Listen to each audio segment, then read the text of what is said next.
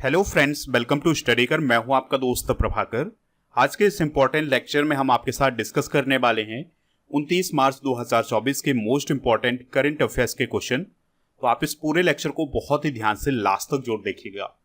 दोस्तों, आज का पहला और इम्पॉर्टेंट क्वेश्चन है, राष्ट्रीय जांच एजेंसी यानी नेशनल इन्वेस्टिगेशन एजेंसी के महानिदेशक कौन बने हैं? तो एनआईए के महानिदेशक बने हैं अभी हाल ही में सदानंद वसंत दांते। तो सदानंद वसंत दांते एनआईए के डायरेक्टर जनरल बने हैं। इस पॉइंट को आप नोट कर लीजिएगा। बात करते हैं सदानंद वसंत दांते की, तो वह एनआईए के डायरेक्टर जनरल बनने से पहले महाराष्ट्र एटीएस में काम कर रहे थे। ठीक है, तो अब वो एनआईए के डायरेक्टर जनरल बन गए हैं। उन्होंने दिनकर गुप्ता का स्थान लिया है, जो कि 31 मार्च 2024 को रिटायर हो रहे हैं। दोस्तों, बात करते हैं एनआईए की। तो एनआईए का काम क्या होता है? तो एनआईए का काम होता है देश में आतंकवादी गतिविधियां रोकना और आतंकवाद को समाप्त करना। याद रखिएगा, एनआईए की स्थापना 2009 में की गई थी। हेडक्वार्टर इसका नई दिल्ली में है और इसके पहले डायरेक्टर जनरल थे राधा विनोद राजू। दोस्तों, भारत के गुप्तचर एवं जांच संगठनों के प्रमुख डिस्कस कर लेते हैं। तो केंद्रीय सतर्कता आयुक्त कौन है वर्तमान में? प्रवीण कुमार श्रीवास्तव। सीबीआई यानी सेंट्रल ब्यूरो ऑफ इन्वेस्टिगेशन के डायरेक्टर कौन है वर्तमान में? प्रवीण सूद। तो इस पॉइंट को भी आप नोट कर लीजिएगा। इंटेलिजेंस ब्यूरो यानी आईबी के निदेशक कौन है? तो तपन कुमार ढेका आईबी के निदेशक हैं यानी डायरेक्टर हैं। इसके अलावा मुख्य सूचना आयुक्त यानी चीफ इंफॉर्मेशन कमिश्नर कौन है? तो वो हैं हीरालाल सामरिया। हीरालाल सामरिया का संबंध किस राज्य से है? आप याद रख सकते हैं, राजस्थान से। और इसके अलावा यह पहले दलित मुख्य सूचना आयुक्त भी हैं। रिसर्च एंड एनालिसिस विंग यानी रॉ के प्रमुख कौन है? रवि सिन्हा। ये भी काफी इंपॉर्टेंट नियुक्ति है। इसके अलावा प्रवर्तन निदेशालय यानी इन्फोर्समेंट डायरेक्टरेट के प्रभारी निदेशक कौन है? तो वो है राहुल नवीन। तो ये सभी पॉइंट आप नोट कर सकते हैं, एग्जाम की दृष्टि से काफी इंपॉर्टेंट है। ऑप्शन की अगर हम बात करें तो हंसा मिश्रा यूपीएससी की डायरेक्टर बनी है यानी यूनियन पब्लिक सर्विस कमीशन की डायरेक्टर बनी है। अच्छा, यूनियन पब्लिक सर्विस कमीशन के अध्यक्ष कौन है? याद रखिएगा, डॉक्टर मनोज सोनी। गोविंद ढोलकिया सूरत डायमंड बोर्ड्स के वर्तमान में अध्यक्ष बने हैं। और गोविंद ढोलकिया को आप याद रखिएगा कि ये राज्यसभा के सदस्य हैं गुजरात से। नवीन जिंदल एक उद्योगपति हैं और इसके अलावा अभी हाल ही में ये इंडियन स्टील एसोसिएशन के अध्यक्ष भी बने हैं। दोस्तों, आप इस पूरे लेक्चर को बहुत ही ध्यान से लास्ट तक देखिएगा। लास्ट में आपसे क्वेश्चन पूछा जाएगा जिसका आंसर कमेंट बॉक्स में देना है। अगर आप चैनल पर पहली बार आए हैं तो सब्सक्राइब कर लें, बेल आइकन भी दबा लें, जिससे आपको समय पर सबसे पहले नोटिफिकेशन मिल सकेगा। आप हमारा व्हाट्सएप चैनल और टेलीग्राम चैनल ज्वाइन कर लीजिएगा। टेलीग्राम चैनल पर आपको पीडीएफ मिल जाएगा। आप हमारे ऐप को भी डाउनलोड कर सकते हैं। ऐप का लिंक डिस्क्रिप्शन बॉक्स में दिया गया है। तो ऐप पर आपको paid course, e book, test series, PDF class note, daily quiz, ये सभी मिल जाएगा। ई बुक की अगर हम बात करें तो मंथली करेंट अफेयर्स की ई बुक, साइंस की ई बुक और ईयरली करंट अफेयर्स की ई बुक आपको हिंदी और इंग्लिश दोनों मीडियम में मिल जाएगी। तो इन सभी को ऐप से प्राप्त कर लीजिएगा। अगला क्वेश्चन है, बॉक्सिंग सब जूनियर नेशनल चैंपियनशिप का खिताब किसने जीता है? तो दोस्तों, बॉक्सिंग सब जूनियर नेशनल चैंपियनशिप का खिताब अभी हाल ही में हरियाणा ने जीता है। दोस्तों, आपको याद रखना है कि ग्रेटर नोएडा के शहीद विजय सिंह पथिक इंडोर स्टेडियम में अभी हाल ही में बॉक्सिंग सब जूनियर नेशनल चैंपियनशिप 2024 का आयोजन किया गया है। तो इसमें हरियाणा ने बालक यानी बॉयज और गर्ल्स दोनों टीमों में प्रथम स्थान हासिल किया है। दोस्तों, अगर हम गर्ल्स की बात करें यानी गर्ल्स की मेडल टैली की बात करें तो इसमें हरियाणा पहले नंबर पर है। इसने 7 गोल्ड, 1 सिल्वर, 2 ब्रॉन्ज और 10 टोटल मेडल जीते हैं। दूसरे स्थान पर दिल्ली रहा है और तीसरे स्थान पर महाराष्ट्र रहा है। इसी प्रकार से अगर हम बॉयज की बात करें तो बॉयज में भी हरियाणा पहले स्थान पर रहा है, उत्तराखंड दूसरे और उत्तर प्रदेश तीसरे स्थान पर रहा है। तो ये मेडल टैली भी आप नोट कर लीजिएगा। बात आई है मुक्केबाजी की यानी बॉक्सिंग की। तो बॉक्सिंग से रिलेटेड कुछ शब्दावली डिस्कस कर लेते हैं जो कि आपके एग्जाम में पूछी जा सकती है। रफ हाउसिंग शब्द किस खेल से जुड़ा हुआ है? मुक्केबाजी से। साउथ फॉ शब्द भी मुक्केबाजी से जुड़ा हुआ है। स्पर और स्टबल मैट ये भी मुक्केबाजी से जुड़ा हुआ शब्द है। लिवर शॉट ये काफी इंपॉर्टेंट है। इस प्रकार के क्वेश्चन आपके एग्जाम में बनते हैं कि लिवर शॉट का संबंध किस खेल से है? तो आपको बताना है बॉक्सिंग से। हैमार्केट शब्द भी बॉक्सिंग से ही जुड़ा हुआ है। किडनी पंच ये भी काफ़ी इंपॉर्टेंट है, तो ये भी मुक्केबाजी से जुड़ा हुआ है। राउंड और स्टॉपेज और इसके अलावा पंच, ये सभी शब्द मुक्केबाजी से जुड़े हुए हैं। दोस्तों, बॉक्सिंग को कंट्रोल करने वाली भारत की सबसे बड़ी संस्था है BFI यानी बॉक्सिंग फेडरेशन ऑफ इंडिया। इसके वर्तमान में अध्यक्ष हैं अजय सिंह। और याद रखिएगा कि बॉक्सिंग फेडरेशन ऑफ इंडिया पहले भारतीय एमेच्योर बॉक्सिंग फेडरेशन कहलाता था, जिसकी स्थापना 25 फरवरी 1949 को हुई थी। ऑप्शन की अगर हम बात करें तो पंजाब के बारे में आप क्या याद रख सकते हैं? क्रिकेट से रिलेटेड एक ट्रॉफी है जिसका नाम है सैयद मुश्ताक अली ट्रॉफी। तो 2024 में ये खिताब किसने जीता है? पंजाब ने। महाराष्ट्र की बात करें तो दोस्तों, खेलो इंडिया यूथ गेम 2024 में सबसे अधिक मेडल किसने जीते थे? महाराष्ट्र ने। महाराष्ट्र ने 57 गोल्ड मेडल जीते थे और 158 टोटल मेडल जीते थे खेलो इंडिया यूथ गेम्स 2024 में। आपको याद रखना है कि खेलो इंडिया यूथ गेम्स 2024 का आयोजन तमिलनाडु में किया गया था। दोस्तों, भारत में पहली बार बीच गेम्स का आयोजन किया गया था द्वीप में, और उसमें सबसे अधिक मेडल किसने जीते थे? मध्य प्रदेश ने। नेक्स्ट क्वेश्चन है, लुइस मोंटेनेग्रो किस देश के नए प्राइम मिनिस्टर बने हैं? तो लुइस मोंटेनेग्रो अभी हाल ही में पुर्तगाल के प्राइम मिनिस्टर बने हैं। काफी इंपॉर्टेंट क्वेश्चन है, आपको याद रखना है। लुइस मोंटेनेग्रो पुर्तगाल के प्राइम मिनिस्टर बने हैं। तो अभी हाल ही में डेमोक्रेटिक अलायंस के लीडर हैं लुइस मोंटेनेग्रो, वो पुर्तगाल के प्राइम मिनिस्टर बने हैं। इससे पहले पुर्तगाल के प्राइम मिनिस्टर थे एंटोनियो कोस्टा, जो कि भारतीय मूल के थे। तो उन्होंने अपने पद से इस्तीफा दे दिया था क्योंकि उन पर कुछ भ्रष्टाचार के आरोप लगाए गए थे, और फिर अब लुइस मोंटेनेग्रो पुर्तगाल के नए प्राइम मिनिस्टर बने हैं। दोस्तों, बात आई है पुर्तगाल की, तो पुर्तगाल से रिलेटेड कुछ इंपॉर्टेंट फैक्ट डिस्कस कर लेते हैं। तो पुर्तगाल किस महाद्वीप में स्थित है? तो यह यूरोप महाद्वीप में स्थित है। कैपिटल क्या है इसकी? लिस्बन, और करेंसी है यूरो। और सबसे पहले ग्लास का निर्माण किस देश में हुआ था? पुर्तगाल में। आप यहाँ पर पुर्तगाल का मैप देख पा रहे हैं, ये है पुर्तगाल की कैपिटल लिस्बन। तो आपसे क्वेश्चन पूछा जा सकता है कि लिस्बन किस नदी के किनारे बसा हुआ है? तो आपको याद रखना है लिस्बन टैगस नदी के किनारे बसा हुआ है। ठीक है, तो ये भी इंपॉर्टेंट पॉइंट है। दोस्तों, पुर्तगाल के बारे में और क्या पॉइंट याद रख सकते हैं? तो एक पुर्तगाली नाविक था जिसका नाम था वास्को डी गामा, जो कि 1498 ईस्वी में भारत में आया था और इसने भारत के समुद्री मार्ग की खोज की थी। और आपको याद रखना है कि यूरोप में पुर्तगाल लिथियम का सबसे बड़ा उत्पादक है।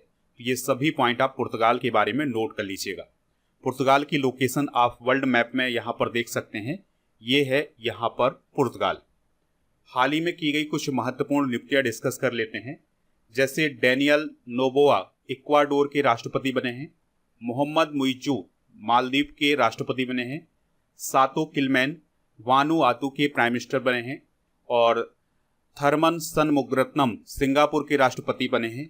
इसके अलावा इमरसन मंगांगवा जिम्बाब्वे के राष्ट्रपति बने हैं, श्रेथा थाविसिन थाईलैंड के प्राइम मिनिस्टर बने हैं, हुन मानेट कंबोडिया के प्राइम मिनिस्टर बने हैं, एडगर्स रिंकेविक्स लातविया के राष्ट्रपति बने हैं, और पेटेरी ओरपो फिनलैंड के प्रधानमंत्री बने हैं। तो ये सभी इंटरनेशनल अपॉइंटमेंट भी आप नोट कर लीजिएगा। ऑप्शन की अगर हम बात करें तो नीदरलैंड के प्राइम मिनिस्टर कौन है? मार्क रूटे। कौन है दोस्तों? मार्क रूटे।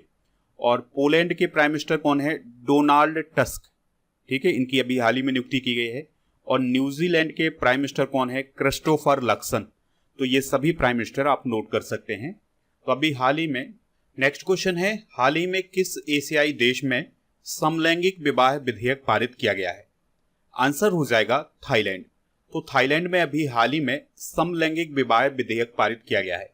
लेकिन आपको याद रखना है कि ये जो विधेयक है अभी थाईलैंड के निचले सदन में पास किया गया है। अब इसको ऊपरी सदन में ले जाया जाएगा, फिर इसके बाद वहां के किंग के उसमें हस्ताक्षर हो जाएंगे, फिर ये कानून बन जाएगा। तो अभी हाल ही में निचले सदन में इस पर वोटिंग हुई थी और इसके पक्ष में 399 वोट पड़े हैं। दोस्तों, अगर ये विधेयक पारित हो जाता है, कानून बन जाता है और किंग की मंजूरी मिल जाती है, तो थाईलैंड ताइवान और नेपाल के बाद तीसरा ऐसा देश होगा जो समलैंगिक विवाह को मान्यता देगा, यानी सेम सेक्स मैरिज को मान्यता देगा। नेपाल की अगर हम बात करें तो कुछ समय पहले उसने एक समलैंगिक विवाह को रजिस्टर्ड किया था। तो समलैंगिक विवाह को रजिस्टर्ड करने वाला पहला दक्षिण एशियाई देश कौन है? नेपाल। इस पॉइंट को आप नोट कर सकते हैं। थाईलैंड की अगर हम बात करें तो यह एशिया कॉन्टिनेंट में ही स्थित है। कैपिटल इसकी बैंकॉक है। प्राइम मिनिस्टर हैं स्रेथा थाविसिन और यहाँ की भाषा है थाई और करेंसी है बाहत। दोस्तों ये है म्यांमार और म्यांमार आपको पता है कि भारत का पड़ोसी देश है और म्यांमार का पड़ोसी देश है थाईलैंड। ठीक है दोस्तों, ये है थाईलैंड की कैपिटल बैंकॉक। और बैंकॉक किस नदी के किनारे बसा हुआ है, इस पॉइंट को आप याद रखिएगा। तो बैंकॉक चाओ फ्राया नदी के किनारे बसा हुआ है। यहां पर बात आई है वियतनाम की। तो वियतनाम से क्या रिलेट कर सकते हैं, तो वियतनाम के राष्ट्रपति वे वॉन थॉन्ग ने अभी अपने पद से इस्तीफा दे दिया है। और कंबोडिया के बारे में क्या याद रख सकते हैं, तो कंबोडिया के न्यू प्राइम मिनिस्टर बने हैं अभी हाल ही में हुन मानेट। ठीक है, तो ये सभी पॉइंट काफी इंपॉर्टेंट है। और दोस्तों थाईलैंड के बारे में एक और पॉइंट याद रखिएगा कि अभी हाल ही में भगवान बुद्ध के अवशेष थाईलैंड देश में भेजे गए थे, जहां पर उनकी पूजा अर्चना की गई है और फिर अब उनके अवशेष भारत में फिर से वापस आ गए हैं। नेक्स्ट क्वेश्चन है, डेनियल कॉनमैन का निधन हो गया है, उन्हें किस क्षेत्र में नोबेल पुरस्कार प्राप्त हुआ है? आंसर हो जाएगा अर्थशास्त्र। तो अर्थशास्त्र के क्षेत्र में नोबेल पुरस्कार प्राप्त करने वाले डेनियल कॉनमैन का निधन हो गया है। उनका संबंध इजराइल और अमेरिका दोनों से रहा है, तो वो इजरायली और अमेरिकी रहे हैं। इसके अलावा वो संज्ञानात्मक मनोवैज्ञानिक यानी कॉग्निटिव फिजियोलॉजिस्ट भी रहे हैं। तो उन्हें अर्थशास्त्र का नोबेल पुरस्कार कब प्रदान किया गया था? 2002 में। दोस्तों यहाँ पर बात आई है नोबेल पुरस्कार की, तो इसके बारे में कुछ इंपॉर्टेंट फैक्ट डिस्कस कर लेते हैं। तो अगर आपसे पूछा जाए नोबेल पुरस्कार पहली बार कब दिया गया था, तो 1901 में दिया गया था। और नोबेल पुरस्कार सबसे बड़ा पुरस्कार माना जाता है दुनिया में। यह 6 क्षेत्रों में दिया जाता है। इसमें पहला है भौतिकी, दूसरा है रसायन विज्ञान, तीसरा है चिकित्सा, चौथा है साहित्य यानी लिटरेचर, और पांचवा है अर्थशास्त्र और छठा है शांति। तो ये 6 क्षेत्रों में दिया जाता है।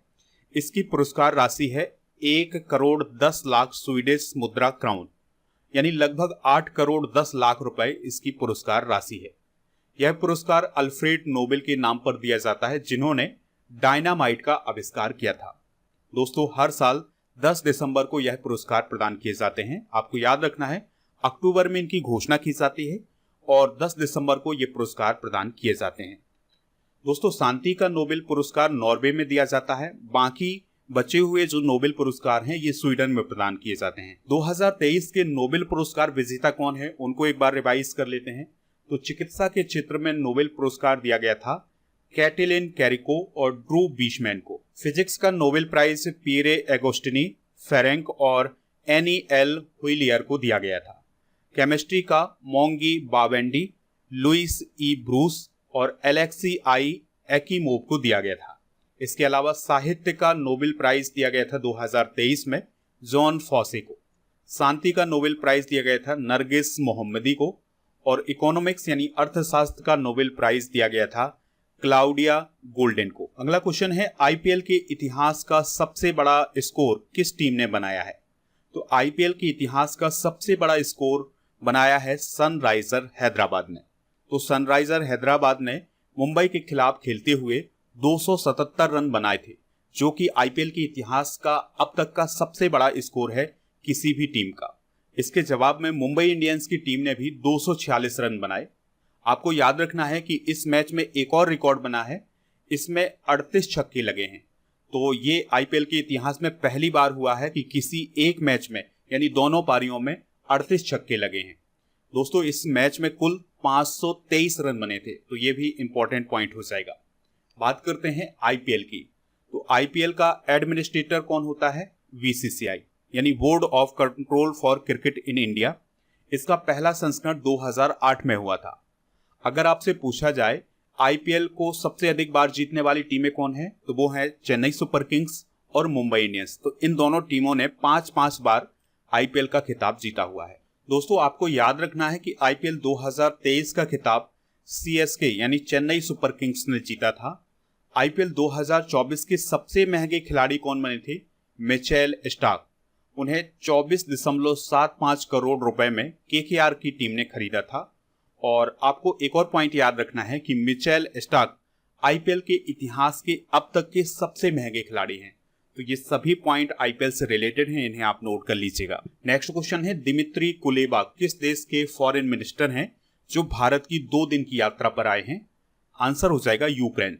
तो यूक्रेन के foreign minister Dmytro Kuleba Bharat की 2 दिन की यात्रा पर आए हैं। उनकी ये पहली यात्रा है भारत की, और याद रखिएगा कि ये काफी इंपॉर्टेंट यात्रा होने वाली है। वो डॉक्टर एस जयशंकर यानी हमारे देश के जो विदेश मंत्री हैं डॉक्टर एस जयशंकर, उनसे मुलाकात करेंगे। इसके अलावा और भी अधिकारी होंगे जिनसे वो मुलाकात करेंगे। आपको याद रखना है कि इस यात्रा का उद्देश्य है 2 साल से जो रूस और यूक्रेन के बीच युद्ध चल रहा है उसका शांतिपूर्ण समाधान ढूंढा जाए, यानी कि किस प्रकार से इस युद्ध को शांत किया जाए। इसके लिए उनकी यात्रा महत्वपूर्ण मानी जा रही है। आपको याद रखना है कि रूस और यूक्रेन के युद्ध में भारत किसी के पक्ष में नहीं है। भारत का कहना यह है कि युद्ध समाप्त होना चाहिए और शांतिपूर्ण माहौल होना चाहिए। बात करें अगर हम यूक्रेन की, तो यूरोप महाद्वीप में स्थित है यूक्रेन। कैपिटल इसकी कीव है और करेंसी है यूक्रेनियाई रिवनिया। राष्ट्रपति हैं वोलोदिमीर ज़ेलेंस्की और विदेश मंत्री हैं दिमित्री कुलेबा। यहाँ पर दोस्तों यूक्रेन की लोकेशन देख सकते हैं। इसका पड़ोसी देश है रूस, तो रूस के साथ ही इसका युद्ध चल रहा है। लगभग 2 साल हो गए हैं इस युद्ध को, और इसके पड़ोसी देशों में बेलारूस, पोलैंड, स्लोवाकिया, हंगरी और मोल्डोवा और रोमानिया जैसे देश आते हैं। और इसकी सीमा ब्लैक सी से भी लगती है। यहाँ पर आप देख सकते हैं ये है ब्लैक सी। देखिए दोस्तों, यहाँ पर हमें एक देश दिखाई दे रहा है हंगरी। तो हंगरी के अभी हाल ही में प्रेसिडेंट बने हैं तामस सुल्योक, तो ये पॉइंट याद रख सकते हैं। और यूक्रेन 1991 में सोवियत संघ से अलग हुआ था, इस पॉइंट को भी नोट कर लीजिएगा। चलिए कुछ इंटरनेशनल करंट अफेयर्स डिस्कस कर लेते हैं। तो न्यूजीलैंड ने अभी हाल ही में डिस्पोजेबल ई सिगरेट और वेप्स पर बैन लगाया है। नेपाल ने पोखरा को अपनी पर्यटन राजधानी बनाया है। घाना की संसद ने LGBTQ विरोधी विधेयक पारित किया है। और व्लादिमीर पुतिन लगातार 5वीं बार रूस के राष्ट्रपति बने हैं। और ब्रिटेन ने पहला ड्रैगन फायर अभी हाल ही में लॉन्च किया है। इसके अलावा मोहम्मद मुस्तफा फिलिस्तीन के नए प्राइम मिनिस्टर बने हैं। और पनामा अंतर्राष्ट्रीय सौर गठबंधन का 97वां सदस्य बना है। नेक्स्ट क्वेश्चन है, मिस यूनिवर्स प्रतियोगिता 2024 में पहली बार कौन सा देश हिस्सा लेगा? तो मिस यूनिवर्स प्रतियोगिता 2024 में पहली बार सऊदी अरेबिया यानी सऊदी अरब हिस्सा लेने वाला है। सऊदी अरब की तरफ से कौन हिस्सा लेगा मिस यूनिवर्स प्रतियोगिता 2024 में? रूमी अलका हतानी। तो रूमी अलका हतानी मिस यूनिवर्स प्रतियोगिता 2024 में सऊदी अरब की तरफ से हिस्सा लेने वाले हैं। आपको याद रखना है कि मिस यूनिवर्स प्रतियोगिता 2024 का आयोजन मैक्सिको में किया जाएगा। दोस्तों, अभी वर्तमान में मिस यूनिवर्स कौन है यानी मिस यूनिवर्स 2023 कौन है? तो वो है सेनेस पलासियोस, जो कि निकारागुआ देश की हैं। भारत की तरफ से कौन कौन सी महिलाएं मिस यूनिवर्स बनी हैं? तो पहली बार 1994 में सुष्मिता सेन भारत की पहली मिस यूनिवर्स बनी थी। फिर इसके बाद सन 2000 में लारा दत्ता भारत की दूसरी मिस यूनिवर्स बनी थी। और 2021 में हरनाज संधू भारत की तरफ से तीसरी मिस यूनिवर्स बनी है। यानी अब तक भारत की तरफ से 3 मिस यूनिवर्स बन चुकी हैं। चलिए सौंदर्य प्रतियोगिताओं के विजेताओं को डिस्कस कर लेते हैं। तो मिस वर्ल्ड 2023 का खिताब जीता है क्रिस्टीना प्लिस्कोवा ने, जो कि चेक रिपब्लिक की हैं। मिस अमेरिका 2024 का खिताब मेडिसन मार्स ने जीता है और ये अमेरिकी वायुसेना की ऑफिसर हैं। मिस यूनिवर्स 2023 अभी हमने डिस्कस किया हुआ है, सेनेस पलासियोस हैं, जो कि निकारागुआ देश की हैं। मिस इंडिया 2023 का खिताब किसने जीता है? नंदिनी गुप्ता ने, जो कि राजस्थान की हैं। मिस डीवा यूनिवर्स 2023 का खिताब श्वेता शारदा ने जीता था, जो कि चंडीगढ़ से रिलेटेड है। मिस अर्थ इंडिया 2023 का खिताब प्रियन सेन ने जीता है, ये राजस्थान की हैं। डिवाइन मिस इंटरनेशनल इंडिया 2023 का खिताब प्रवीणा अंजना ने जीता है, ये राजस्थान से रिलेटेड है। नेक्स्ट क्वेश्चन है, भारत टीबी रिपोर्ट 2024 के अनुसार 2015 के बाद टीबी की घटनाओं में कितने प्रतिशत की कमी आई है? आंसर हो जाएगा 16%। यानी अगर हम 2015 की बात करें और वर्तमान की बात करें तो इसमें टीबी की घटनाओं में 16% की कमी आई है, जबकि मृत्यु में 18% की कमी आई है। यानी कि टीबी के कारण होने वाली मृत्यु में 18% की कमी आई है। और आपको एक पॉइंट और याद रखना है कि भारत टीबी रिपोर्ट 2024 को केंद्रीय स्वास्थ्य मंत्रालय के द्वारा जारी किया गया है, जिसके मंत्री कौन है? मनसुख मांडविया। भारत के द्वारा टीबी को खत्म करने का लक्ष्य कब तक रखा गया है? 2025 तक का। हाल ही में भारत बायोटेक इंटरनेशनल लिमिटेड ने तपेदिक यानी टीबी के टीके एमटीबी वैक का वयस्कों पर चिकित्सीय परीक्षण यानी कि मेडिकल ट्रायल शुरू किया गया है। आपको याद रखना है कि 24 मार्च को वर्ल्ड टीबी डे मनाया जाता है और विश्व टीबी दिवस 2024 की थीम है yes we can end TB. 24 मार्च 1982 को डॉक्टर रॉबर्ट कोच के द्वारा टीबी के बैक्टीरिया की खोज की गई थी, इसलिए 24 मार्च को विश्व टीबी दिवस मनाया जाता है। अब आपसे सवाल पूछा जा सकता है कि टीबी किस बैक्टीरिया के कारण फैलती है? तो ये माइकोबैक्टीरियम ट्यूबरक्लोसिस के कारण फैलती है। नेक्स्ट क्वेश्चन है, पहला परमाणु ऊर्जा शिखर सम्मेलन का आयोजन कहाँ हुआ है? आंसर हो जाएगा ब्रुसेल्स में। तो ब्रुसेल्स में अभी हाल ही में पहला परमाणु ऊर्जा शिखर सम्मेलन 2024 आयोजित किया गया है और इसमें 34 देशों के नेताओं ने हिस्सा लिया था। दोस्तों, इस शिखर सम्मेलन का उद्देश्य क्या था? भाग लेने वाली सरकारों को शुद्ध शून्य उत्सर्जन तक पहुंचने और सतत विकास के लिए परमाणु ऊर्जा का उपयोग करना। इस सम्मेलन का आयोजन अंतर्राष्ट्रीय परमाणु ऊर्जा एजेंसी और बेल्जियम के द्वारा किया गया था।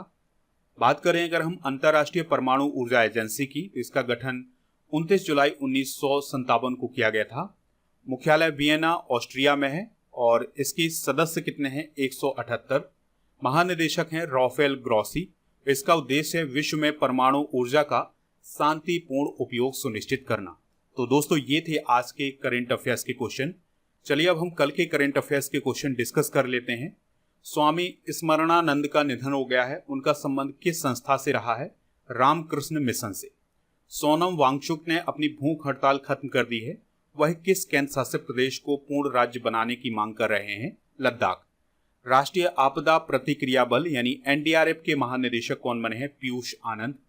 रूस के सोयुज MS-25 स्पेसक्राफ्ट के द्वारा कितने अंतरिक्ष यात्रियों को इंटरनेशनल स्पेस स्टेशन पर पहुंचाया गया है? 3। न्यूयॉर्क में विहार दिवस 22 मार्च के अवसर पर भारतीय मूल के कितने लोगों को विहार विश्व गौरव सम्मान प्रदान किया गया है? 4 लोगों को। कौन सा भारतीय तटरक्षक जहाज फिलीपींस की मनीला खाड़ी की यात्रा पर गया है? समुद्र पहरेदार। एबेल पुरस्कार 2024 किसे प्रदान किया गया है? मिशेल टेलाग्रैंड को। अभय ठाकुर किस देश में भारत के राजदूत बने हैं? म्यांमार। लॉ कमीशन के अध्यक्ष कौन थे जिन्होंने अपने पद से इस्तीफा दे दिया है? ऋतु राजा बस्ती। विश्व रंगमंच दिवस कब मनाया जाता है? 27 मार्च को।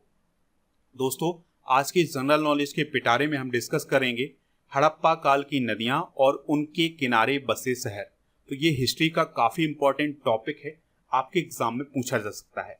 तो हड़प्पा रावी नदी के किनारे बसा हुआ शहर था। रोपड़ सतलज नदी के किनारे, लोथल भोगबा नदी के किनारे, रंगपुर भादर नदी के किनारे बसा हुआ था। कुणाल सरस्वती नदी के किनारे बसा हुआ था। वनावली सरस्वती नदी के किनारे और भगवानपुरा सरस्वती नदी के किनारे बसा हुआ था। इसके अलावा मोहनजोदड़ो सिंधु नदी के किनारे बसा हुआ था।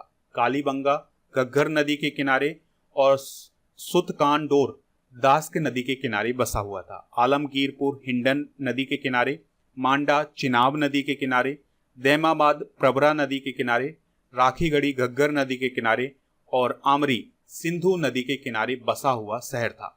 तो ये हैं हड़प्पा काल या सिंधु घाटी सभ्यता के शहर और नदियां। कल के करंट अफेयर्स में आपसे पूछा गया था कि एनडीआरएफ की स्थापना कब की गई थी? तो एनडीआरएफ की स्थापना 2006 में की गई थी। तो लगभग सभी लोगों ने इसका आंसर 2006 बताया हुआ है। इसी प्रकार से आपके लिए आज का क्वेश्चन है, चेन्नई सुपर किंग्स और मुंबई इंडियंस ने अब तक का आईपीएल का टाइटल कितनी बार जीता हुआ है? तो जो भी इसका राइट आंसर हो कमेंट बॉक्स में जरूर बताएं, हमें इंतजार रहेगा आपके आंसर का।